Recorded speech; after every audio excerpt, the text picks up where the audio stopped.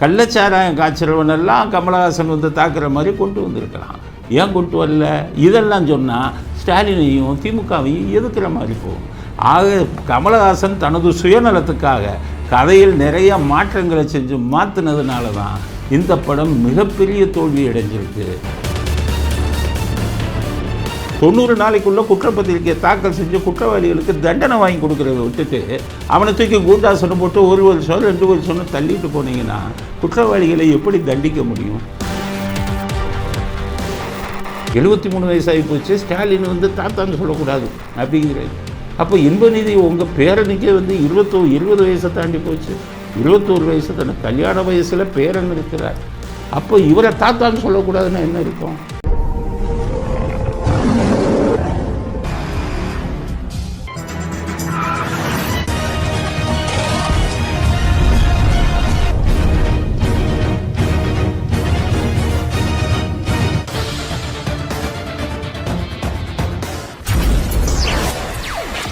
வணக்கம்.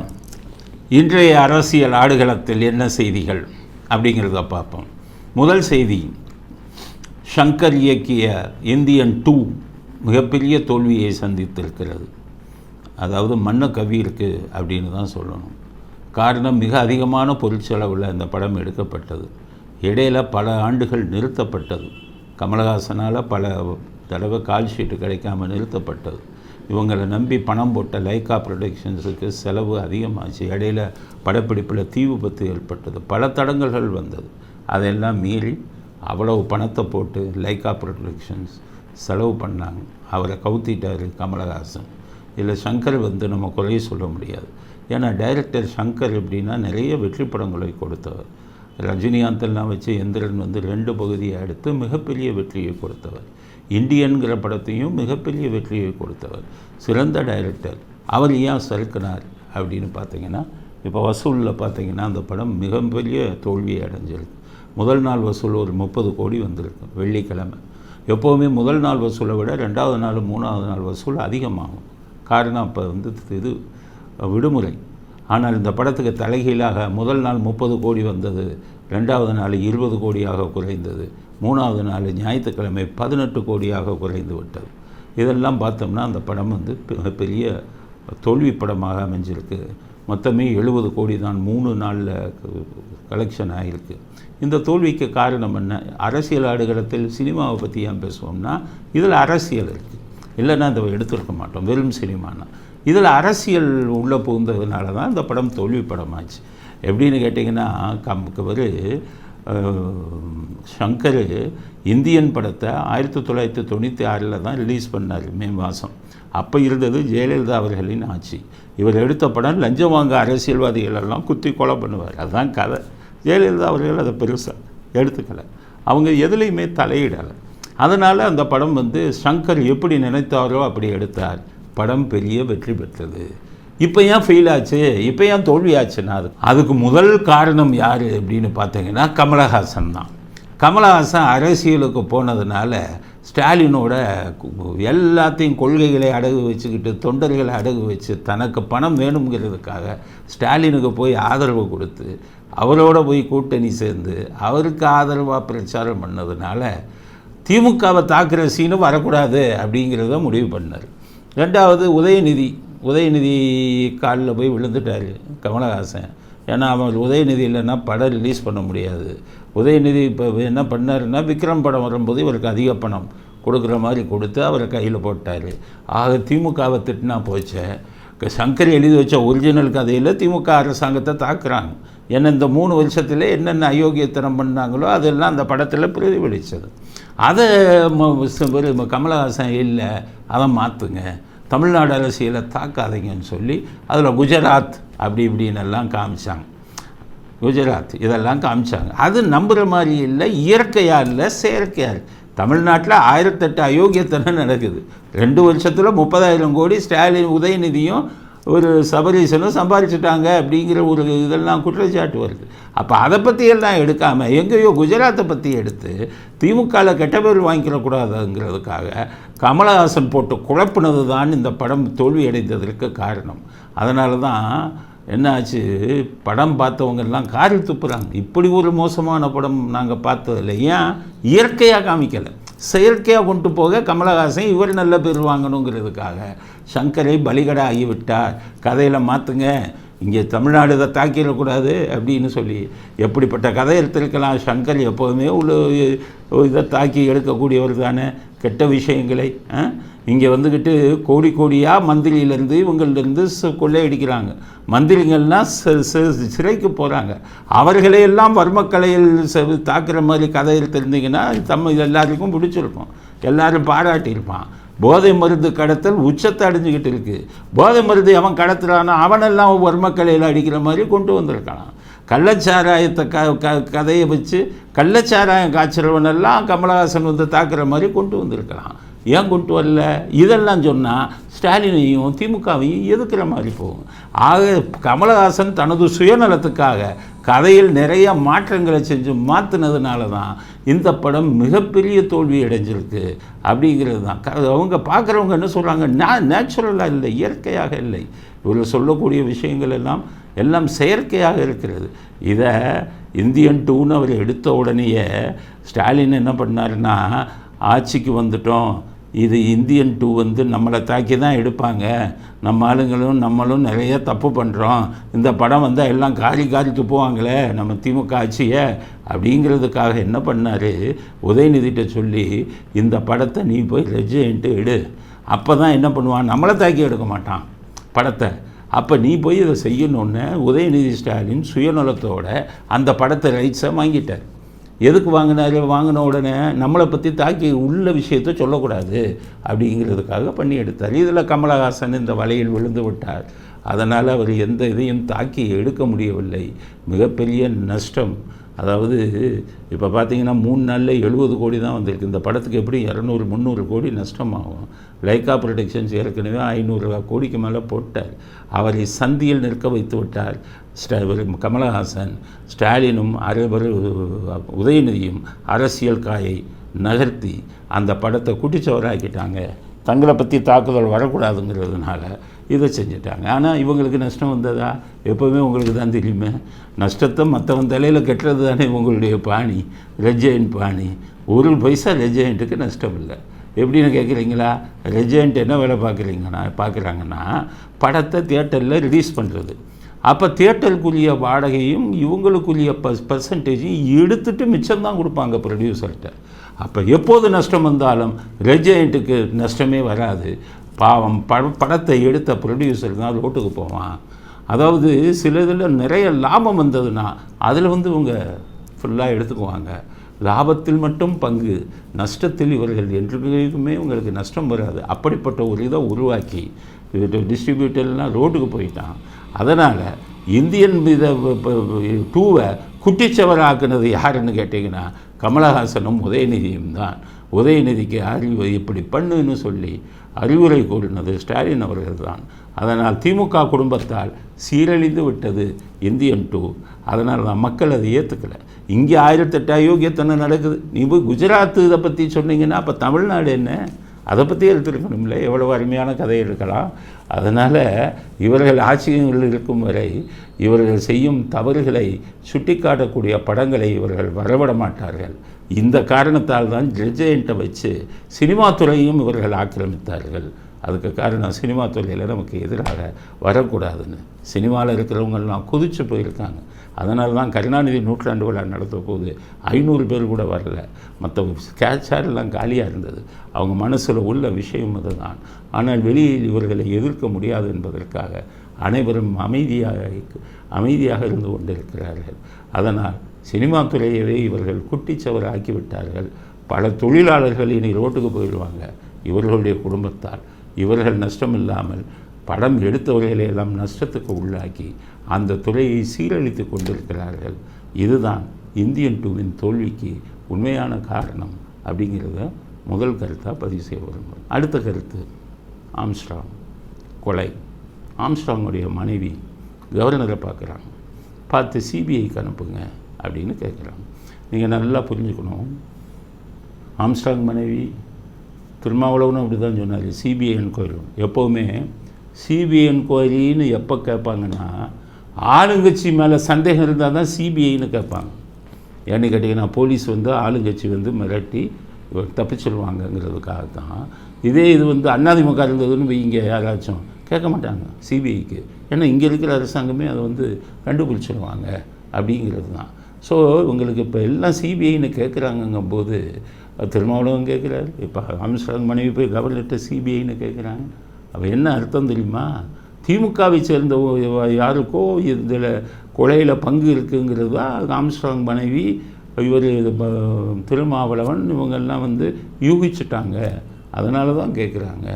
ஆனால் அவங்களுக்கு நான் சொல்லக்கூடியது, நீங்கள் எப்படி கவர்னர்கிட்ட போய் கொடுத்து என்ன பண்ண முடியும்? கவர்னருக்கு அதிகாரம் இல்லை. சிபிஐக்கு மாற்றணும்னா உயர்நீதிமன்றத்தில் ஆம்ஸ்ட்ராங்கின் மனைவி கோரிக்கை வச்சு பெட்டிஷன் போடணும். அப்போ உயர்நீதிமன்றம் தான். அப்போ நீங்கள் உயர்நீதிமன்றத்தில் ஏன் போட பயப்படுறாங்க? ஆளுங்கட்சிக்கு இதில் இது இருக்குது, பங்கு இருக்குங்கிறது சொன்னால் தான் உயர்நீதிமன்றம் போடுவாங்க. அப்போ ஆளுங்கட்சியில் போய் எப்படி சொல்கிறதுங்கிறதுக்காகத்தான் திருமாவளவனுங்கள்லாம் சும்மா கவர்னர்கிட்டையும் இதுட்டையும் கொடுத்து பண்ணிக்கிட்டு இருக்காங்க. அதனால் உயர்நீதிமன்றத்துக்கு போய் அதுக்கு சிபிஐ விசாரணை கேட்டால்தான் இந்த வழக்கில் உண்மை வெளியில் வரும். ஏன்னு கேட்டிங்கன்னா என்கவுண்டர்லேயே வந்து உண்மை தெரிஞ்சவர் ஒருவர் கொல்லப்பட்டு விட்டார், அதில் பின்னாடி எதுவும் விஷயம் இருக்கா அப்படிங்கிறதெல்லாம் சிபிஐக்கு போனால் தான் வரும். அதனால் ஆம்ஸ்ட்ராங் மனைவர்களுக்கு சொல்கிறேன், உள்ளதை உள்ளபடி சொல்லுங்கள். உங்கள் கணவர் கொல்லப்பட்டு விட்டார், யார் மீது சந்தேகமோ அதை சொல்லுங்கள். அதனால் சிபிஐக்கு போகணுன்னு கேளுங்க. நீங்கள் சிபிஐ வந்து கவர்னர்கிட்ட போய் கொடுத்து என்ன பிரயோஜனம்? மாநில அரசாங்கம் ஒத்துக்கொள்ளாவிட்டால் சிபிஐ விசாரணைக்கு போக முடியாது. சிபிஐ விசாரணைக்கு அனுப்பக்கூடிய ஒரே அதிகாரம் உயர்நீதிமன்றத்துக்குத்தான் உண்டு. அதனால் நீங்கள் அந்த அந்த அந்த கோணத்தில் நீங்கள் வந்து பெட்டிஷனை கொடுத்து பண்ணணும் அப்படிங்கிறது தான் என்னுடைய கருத்து. அடுத்து பார்த்தீங்கன்னா இந்த சட்டமந்திரி ரகுபதி, அவர் தான் சட்டம் படித்தாரா என்னங்கிறது எனக்கு தெரியல, இல்லை ஆந்திரா யூனிவர்சிட்டியிலேருந்து வந்தாரான்னு தெரியல. அவர் என்ன சொல்கிறாருன்னா, என்கவுண்டர் பண்ணதுக்கு அது தப்பிச்சு போக நினச்சா சுடத்தான முடியும். ஒரு சட்டம் படித்தவர் இப்படி பேசுனா இவர் ஆந்திரா யூனிவர்சிட்டின்னு தான் அர்த்தம் ரகுபதி. அதாவது பொதுமக்கள் நம்முடைய தமிழ்நாட்டு மக்களுக்கு நான் சொல்ல வேண்டிய விஷயம், ஒரு கைதி தப்பி ஒன்றாக சுட முடியாது, சுட்டு கொல்ல முடியாது, அதுக்கு சட்டம் அனுமதிக்காது. ஒரு கைதியை நீங்கள் எப்போ சுடணும்னா உங்களை கொல்லுவதற்கு, உங்களை தாக்குவதற்கு அவன் முயற்சித்தால் உங்களுக்கு அப்போ அடி இருக்கணும், காயம் இருக்கணும், இப்போ துப்பாக்கி இது உங்கள் மேலே பாஞ்சிருக்கணும், இல்லை பெரிய காயங்கள் இருக்கும். முன்னாடியெல்லாம் என்கவுண்டர் பண்ணால் அந்த இன்ஸ்பெக்டர் கையில் கட்டு போட்டு ஆஸ்பத்திரியில் இருப்பார். ஏன் சட்டப்படி இல்லைன்னா அது கொலையாக வந்துடும். ஓடி போயிட்டான்னு சுட்டுனேன்னா நாலு போலீஸ்காரங்க எல்லாமே கஸ்டடியில் இருக்கணும், ஓடுறான்னு சுட்டுருவாங்களே. அதனால் சட்டம் அதுக்கு அனுமதிக்காது. ரைட் ஆஃப் செல்ஃப் டிஃபென்ஸுன்னு இருக்குது நம்ம சட்டத்தில், குற்றச்சட்டத்தில், இந்தியன் பீனல் கோடு, இந்திய தண்டனை சட்டத்தில் ரைட் ஆஃப் செல்ஃப் டிஃபென்ஸ், தன்னை பாதுகாத்து கொள்ள அந்த வந்து தாக்குதலை காவல்துறை தொடுக்கலாம். தன்னை பாதுகாத்து கொள்ள இவங்க தொடுக்கிறாங்கன்னா யாருக்கும் காயம் இல்லையே, அப்போ ரைட் ஆஃப் செல்ஃப் டிஃபென்ஸுங்கிறது வராது. அப்போ சுடப்பட்ட அதிகாரிகள்லாம் ஜெயிலுக்கு போகணும். அதனால தான் சொல்கிறேன், இந்த என்கவுண்டரை தப்பாக பயன்படுத்தியிருக்கீங்க சட்டத்துக்கு எதிராக. அது சட்ட அமைச்சர்னு சொல்கிறவங்க சட்டத்தின் அரிச்சுவடியே தெரியல. தப்பிச்சு ஓடனா சுடாமல் சுட்டு கொள்ளாமல், தப்பிச்சு ஓடனா சுடலாம், தப்பிச்சு ஓடனா சுட்டு கொண்டுருவீங்களா? அதைத்தான் கேட்குறேன். இதுக்கிடையில் அவர் மீது குண்டர்கள் சட்டம் போடப்படும்னு கமிஷனர் சொல்லியிருக்காரு, அருண் கமிஷனர் என்ன சொல்லியிருக்காரு, ஆம்ஸ்ட்ராங் கொலையில் சம்மந்தப்பட்டவர்கள் மீது குண்டர்கள் சட்டத்தில் கைது செய்யப்படுவார்கள். காவல்துறையே இதைத்தான் சொல்கிறேன். காவல்துறை எனக்கு புரியல. ஒரு கொலை வழக்கெல்லாம் வந்து நம்முடைய இந்திய குற்ற நடைமுறை சட்டத்தில் என்ன சொல்லுதுன்னா 90 நாளைக்குள்ளே குற்றப்பத்திரிக்கை தாக்கல் செஞ்சிடணும். தாக்கல் செஞ்சுட்டா குற்றவாளிகள் வெளியில் வர முடியாது. காவல்துறை எந்த வழக்கிலையுமே 90 நாளில் குற்றப்பத்திரிக்கை தாக்கல் செய்யாமல் குண்டர்கள் சட்டம் அப்படின்னு போட்டால் 1 வருஷம் குண்டர்கள் சட்டத்தில் இருப்பாங்க. அப்போ 1 வருஷம் வரை நீங்கள் இது போட மாட்டீங்க, சார்ஜ் ஷீட்டு போட மாட்டீங்க, குற்றப்பத்திரிக்கை தாக்கல் செய்ய மாட்டீங்க. 1 வருஷத்துக்கு அப்புறம் சாட்சிகள் மறைஞ்சிடுவாங்க, சில சாட்சிகள் செத்து போயிடுவான், இதெல்லாம் பண்ணுவான். அந்த கேஸே உருப்படாமல் போயிடுது. அதனால் கேஸ் உருப்படாமல் போகிறதுக்கு முக்கால்வாசி காரணம் போலீஸுடைய தாமதம் தான்.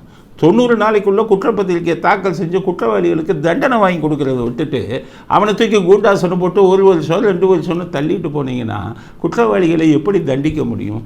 அதனால் காவல்துறை அதிகாரிகளுக்கு நான் சொல்கிறேன், 90 நாளைக்குள்ளே குற்றப்பத்திரிக்கை போடுங்க. எதுக்கு குண்டர்கள் சட்டம்?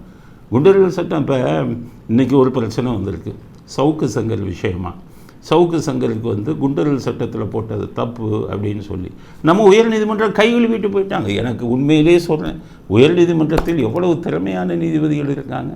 அவங்க சொல்கிறாங்க அனாவசியமாக என்ன போட்டிருக்காங்க, குண்டர்கள் சட்டத்தில் என்ன போட்டிருக்காங்கன்னா உயர்நீதிமன்றம் ஆட்கொணர்வு மனு போட்டிருக்காங்க. அது எப்படி முன்னாடியே அதை கொண்டு வந்தீங்க, சீனியாரிட்டி படி கொண்டு வாங்க. சீனியாரிட்டி படி 10 மாதம் ஆகுமே, அதுக்குள்ளே அவன் தேர்ந்துமுறாங்க. கேள்வி கூத்து இல்லையா, உயர்நீதிமன்றத்துக்கு அசிங்கம் இல்லையா?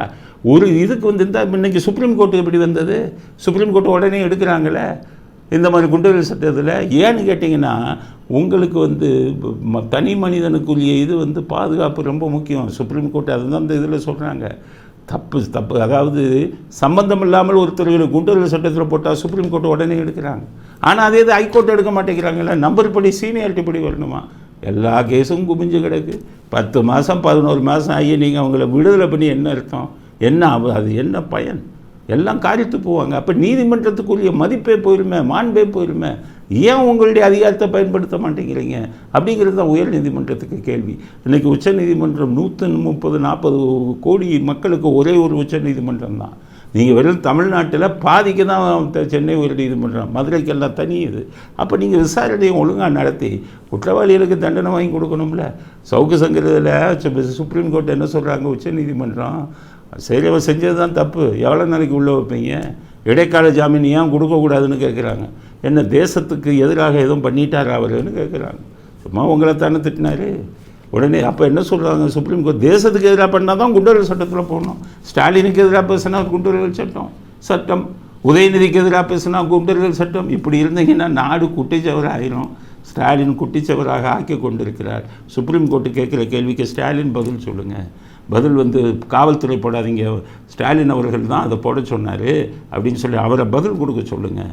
சுப்ரீம் கோர்ட்டு ஸ்டாலின் அவர்களே முதலமைச்சர் தான் அதை கொடுத்தாருன்னு தெரிஞ்சு அவரை கூப்பிட்டு உங்கள் எதிரிகள் எல்லாம் ஏன் அப்படி குண்டர்கள் சட்டத்தில் போடுறீங்க, சட்டத்தை பற்றி உங்களுக்கு தெரியாதான்னு ஸ்டாலினை பார்த்து கேளுங்க.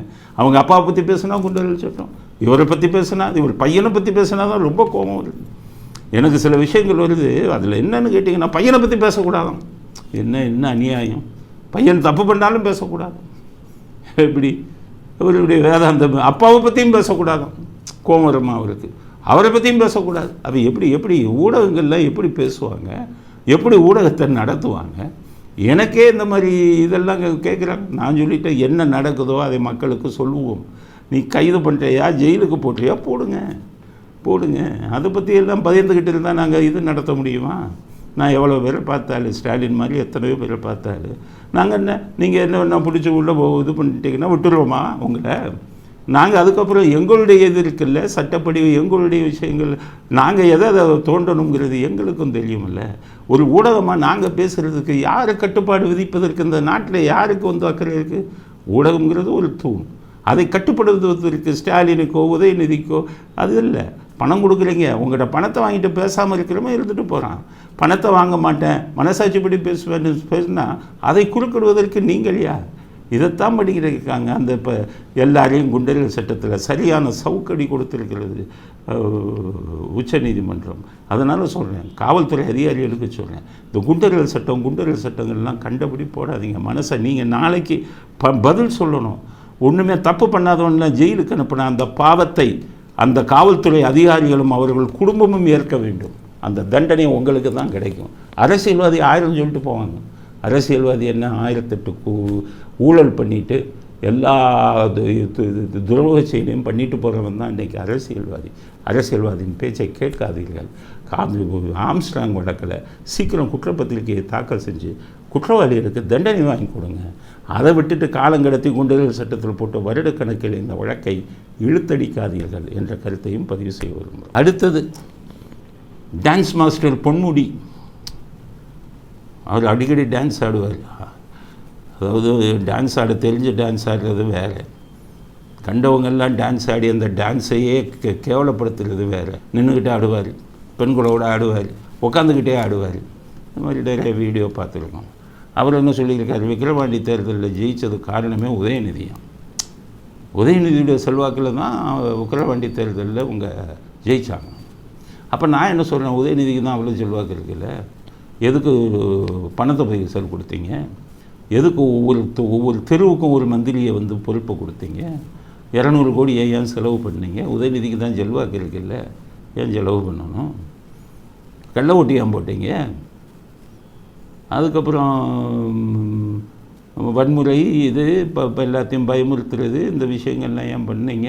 உதயநிதிக்கு தான் ரொம்ப செல்வாக்கு இருக்குல்ல.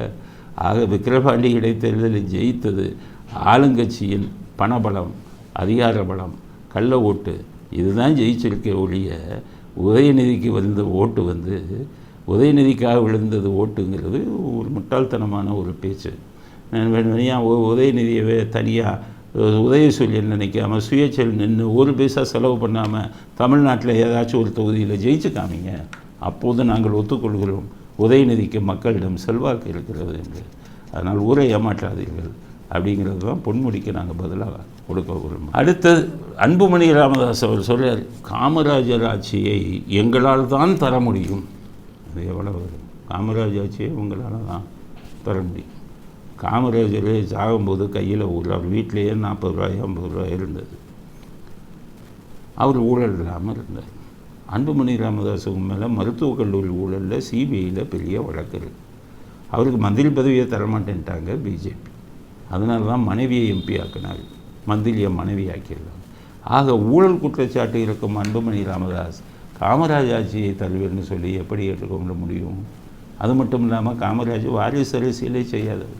நீங்கள் என்னாச்சு? உங்கள் தந்தை தான் பாமகவை உருவாக்கினார், அவருடைய வாரிசாக நீங்கள் வந்தீர்கள், உங்களுடைய வாரிசாக மனைவியை கொண்டு வந்தீர்கள். விக்கிரவாண்டி இடைத்தேர்தலில் உங்களுடைய பெண் குழந்தைகள் எல்லாம் தெருவாக போய் ஓட்டு கேட்டதா வீடியோவில் வந்திருக்கு. அப்படின்னா என்ன அர்த்தம்? முழுவதும் வாரிசு அரசியலை செய்யக்கூடிய உங்களால் காமராஜ் ஆட்சியை தர முடியும் என்று சொல்வது மிகப்பெரிய கேலிக்குரிய விஷயம் அப்படிங்கிற கருத்தை முதல் கருத்தாக இந்த விஷயத்தில் பதிவு செய்கிறோம். பட் அதே மாதிரி வைரமுத்து எழுதலை என்ன, நீங்கள் காமராஜாச்சின்னு நீங்கள் ஏன் சொல்லணும்? கவிதை எழுதலை, பயங்கரமான கவிதை. நாம் காமராஜராகவே மாறலாம் இல்லை அப்படிங்கிற.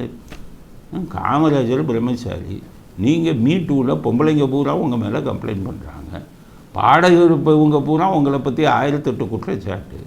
நீங்கள் வந்து பாலியல் பலாத்காரம் செஞ்சீங்கன்னு மீட்டூ மட்டும் இல்லை, நிறைய பேர் குற்றச்சாட்டு சொல்லிட்டாங்க. நீங்கள்லாம் இப்படி இருந்து காமராஜராக மாறணும்னு சொல்கிறதுக்கு உங்களுக்கு அடிப்படை தகுதி இருக்கா அப்படிங்கிறத வைரமுத்துக்கு கேள்வியாக கேட்க விரும்புகிறேன். எல்லாத்துக்கும் மேலே வைரமுத்து சொல்கிறார், திராவிட மாடல். ஸ்டாலின் எப்போ கேட்டாலும் இதுதான் திராவிட மாடல்ங்கிறார. நீங்கள் தான் காமராஜரை கருணாநிதி அவர்கள்லாம் எரும மாட்டு தோழர்னு சொல்லாராச்சே.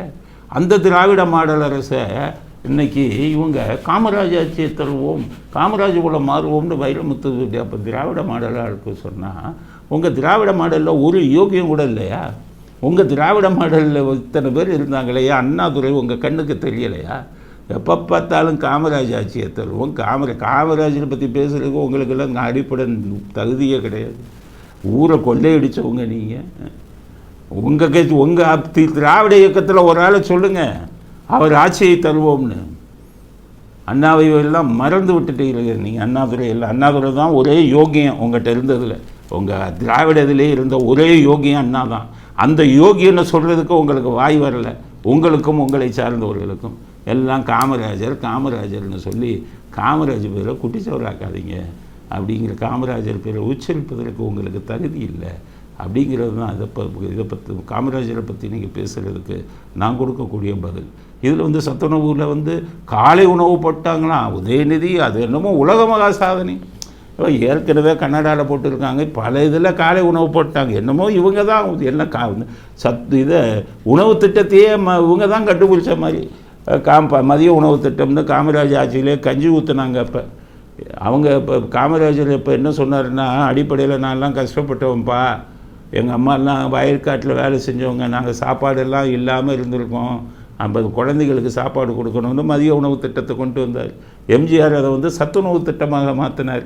அப்போ எம்ஜிஆர் சொன்ன விஷயம், குழந்தை பருவத்தில் நான் சாப்பிடாமல் இருந்திருக்கேன், எங்கள் அம்மா வீட்டு வேலை பார்ப்பாங்க, சாப்பிடாமல் இருந்திருக்கேன். நான் வாழ்க்கையில் குழந்தைகளின் பசி எவ்வளோ கொடியதுன்னு எனக்கு தான் தெரியும். இந்த மாதிரி ஸ்கூலில் வந்து சாப்பாடு போட்டாங்கன்னா, நான்லாம் சின்ன வயசில் ஸ்கூலுக்கு போயிருக்கேன் சாப்பிட்றதுக்காகவாவது. நான் 3ஆம் கிளாஸோடு ஏன் நிறுத்துட்டேன்னா, வறுமை, சாப்பாடு இல்லாமல் அதனால் மற்ற இந்த சாப்பாடுக்காவது பல பேர் பள்ளிகளுக்கு வரட்டும், அவங்கெல்லாம் வந்து இப்போ கல்வி கற்கட்டும் அப்படின்னு தன்னுடைய அனுபவத்தை சொன்னார். ஸ்டாலின் சாப்பிடாமல் இருந்திருக்காரா? நீங்கள் எல்லாம் பார்ன் வித் சில்வர் ஸ்பூன்னு சொல்லுவாங்க. பார்ன் வித் சில்வர் ஸ்பூன், தங்கத்தட்டில் சாப்பிட்டவங்க. இவர் உதயநிதி எல்லாம் உங்களுக்கு எல்லாம் மக்களுடைய பள்ளி குழந்தைகளோட பசியை பற்றி என்ன தெரியும்? ஏதோ இட்லியவும் பூரியையும் கேசரியவும் போடுறீங்க. அதை வந்து ஒரு உலக மகா சாதனை மாதிரி உங்கள் உதயநிதி பேசிக்கிட்டு இருந்தால் எப்படி? உங்களை விட பெரிய சாப்பாடே போட்ட ஆளுங்கள்லாம் இதை வந்து சாதனையாக சொல்லலை. காரணம், சாதனைக்காக அதை செய்யவில்லை, குழந்தைகளின் பசியை தீர்ப்பதற்காக செய்தாங்க. அப்படி தான் நீங்கள் பசியை தீர்க்கணும். அதில் ஒரு வேடிக்கை, அந்த காலையில் டிஃபன் சாப்பிடுது, காலையில் வந்துக்கிட்டு காலை சிற்றுண்டி வந்து ஒரு குழந்தை பள்ளியில் சாப்பிடுது. ஸ்டாலின் பக்கத்தில் போய் உட்காந்தாரு. ஸ்டாலின் இதேமாதிரி எம்ஜிஆர் உட்காந்துருக்காரு. சத்துணவு திட்டம் இதெல்லாம் போடும்போது குழந்தைகளோடு உட்காந்து சாப்பிட்டுருக்காரு. அப்போ அவர் எம்ஜிஆர் சொன்னது, நல்லா இருக்கா, காலையில் உனக்கு வீட்டில் சாப்பிட்டையா, இது நல்லா இருக்கா அப்படின்னு சொல்லி ஏதாச்சும் குறை இருக்கான்னு கேட்டார். ஸ்டாலின் வந்து காலை உணவு சாப்பிட்ற பொண்ணுகிட்ட போய் என்ன கேட்குறாரு, என்னை யாருன்னு தெரியுதா? உடனே குழந்தைகள் தெரியுமே நான் யார், ஸ்டாலின் தாத்தா ஆகுது. உடனே தாத்தான்னு சொல்லாத, ஸ்டாலின் அப்படின்னு சொல்லு.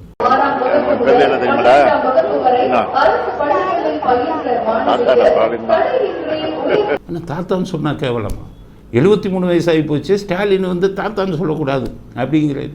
அப்போ இன்பநிதி உங்கள் பேரனுக்கே வந்து 20 வயசை தாண்டி போச்சு, 21 வயசு தானே, கல்யாண வயசில் பேரன் இருக்கிறார். அப்போ இவரை தாத்தான்னு சொல்லக்கூடாதுன்னா என்ன அர்த்தம்? மார்க்கண்டேயன் நினைப்பா என்னன்னு தெரியல, என்றும் 16ன்னு. அதனால் வயது வந்து விட்டது என்றால் அந்த ஸ்டேஜெல்லாம் நம்ம அனுபவிச்சு தான் ஆகணும். தாத்தான்னு சொல்கிறதுல அதில் எவ்வளோ ஒரு இது இருக்குது, மகிழ்ச்சி இருக்குது. உங்கள் பேரன் உங்களை தாத்தான்னு சொல்லும்போது, 21 வயசு பேரன் தாத்தான்னு சொல்லும்போது அமைதியாக கேட்டுக்கொண்டிருக்கும் நீங்கள், ஒரு 4-5 வயசு குழந்தை வந்து தாத்தான்னு சொல்லும்போது தாத்தான்னு சொல்லாத அப்படின்னு சொல்லி பதில் சொல்கிறார். அதனால் ஸ்டாலின் தாத்தா வந்து ஸ்டாலின் தாத்தாவாகவே இருக்க வேண்டும். ஸ்டாலின் தாத்தா என்று எல்லோரும் கூப்பிடுறதுல தப்பு இல்லை அப்படிங்கிற கருத்தையும் பதிவு செய்ய விரும்புகிறேன். அடுத்தது இன்டர்நேஷ்னல் நியூஸ், சர்வதேச செய்திகள். முன்னாள் ஜனாதிபதி, அமெரிக்காவின் முன்னாள் ஜனாதிபதி ட்ரம்ப்பை சுட்டிருக்காங்க. ஏற்கனவே சொன்னேன் நான். இப்போ வந்திருக்கிற பைடன் ஆட்சி எப்படி இருக்குது, பைடன் என்னென்ன பண்ணுறாருன்னு. ஆக நம்ம தமிழ்நாட்டு அரசியல்வாதியோட கேவலமாக போயிட்டாங்க அமெரிக்க அரசியல்வாதி. ஏன்னா இங்கே கொலை ஒன்று தான் பண்ணலை, அதாவது முதலமைச்சர் அவர் ஒன்றும் கொலை பண்ணலை நம்ம ஆளுங்க, அங்கே அதையும் பண்ண ஆரம்பிச்சிட்டாங்க. ஆனால் இவங்கள மாதிரி ஊரை கொள்ளையடிக்கிறது அங்கே கிடையாது. ஆனால் ஜனாதிபதியாக வரணுங்கிறதுக்காக நிறைய விஷயம் பண்ணி இப்போ இவரை வந்து ட்ரம்ப்பை வந்து சுட்டிருக்காங்க. இந்த வீடியோ பாருங்கள், ட்ரம்ப் பேசிக்கிட்டே இருக்கார். எம்ஜிஆர் பாணியில் தப்பினார். I see something that said, take a look at what happened.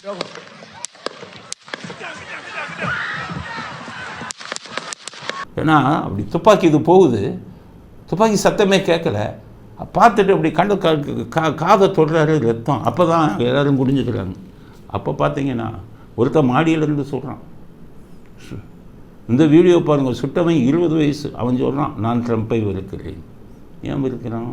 இதுக்கு பின்னணியில் யார் இருக்கா அதை பார்க்கணும்ல.